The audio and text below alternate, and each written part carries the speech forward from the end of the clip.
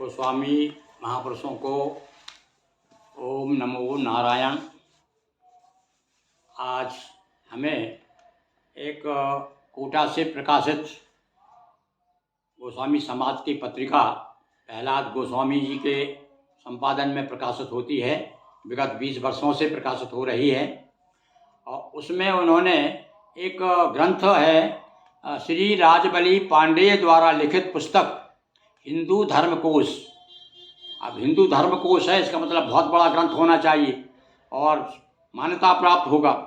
उसके पृष्ठ संख्या 252 253 पर गोस्वामी का अर्थ, इसमें 3 अर्थ बताए गोस्वामी के, 3 प्रकार के गोस्वामी।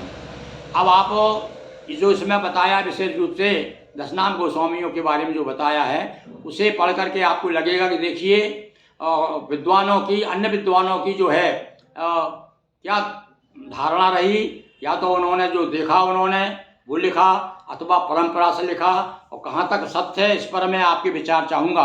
इसका आधार पर आज मैं आपको गोस्वामी इतिहास परिचय के अंतर्गत डॉक्टर राजबली पांडेय द्वारा लिखित पुस्तक हिंदू धर्मकोश इसमें का वाचन कर रहा हूँ। और सुनिए आप, और ज़रूर बताइएगा कि इसमें आप कहाँ तक इससे सहमत हैं। देखिए आप, क्या वो गोस्वामी एक धार्मिक उपाधि है, इंद्रियों के स्वामी अधिकारी, जिसने अपने इंद्रियों पर विजय प्राप्त कर ली है वही वास्तव में गोस्वामी हैं। इसलिए बीतराग संतों वल्लभ कुल के गुरुओं को भी इस उपाधि से विभूषित किया जाता है। अब यहाँ वल्लभ कुल के कहा है, वल्लभाचार्य के। अब दूसरा क्रमांक 2 पे लिखा है वैष्णव संप्रदाय के धार्मिक नेता, विशेषकर रूप सनातन उनके भतीजे जीव रघुनाथ दास गोपाल भट्ट गोस्वामी कहलाते हैं। वे संप्रदाय के अधिकारी नेता थे। चैतन्य के साथी अनुयायियों एवं उनके संबंधित अनुयायी भाई भतीजे आदि को भी गोस्वामी कहा जाता है। अब तीसरा, ये 10 नाम गोस्वामी ऐसा मुझे लगता है। देखिए क्या लिखा, गोस्वामी से गौण रूप से लिखा, गौण रूप से गोस्वामी गोसाई कोष्टक में लिखा है। उन ग्रस्तों को भी कहते हैं जो पुनः विवाह कर लेने वाले विरक्त साधु संतों के वंशज हैं। जो जिन साधु संतों ने जो मतलब निहंग थे और उन्होंने विरक्त से जो फिर से ग्रस्त हो गए, उनके जो वंशज हैं, उनके जो संतान हैं वो भी गोस्वामी हैं, ऐसा ये बताया गया है।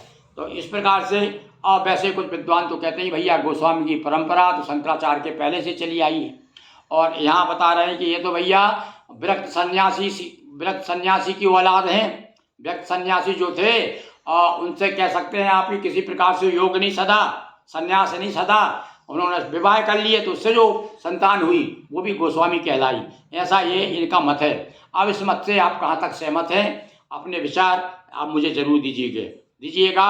बहुत बहुत धन्यवाद। ओम नमः शिवाय। सभी महापुरुषों को बार बार ओम नमः शिवाय।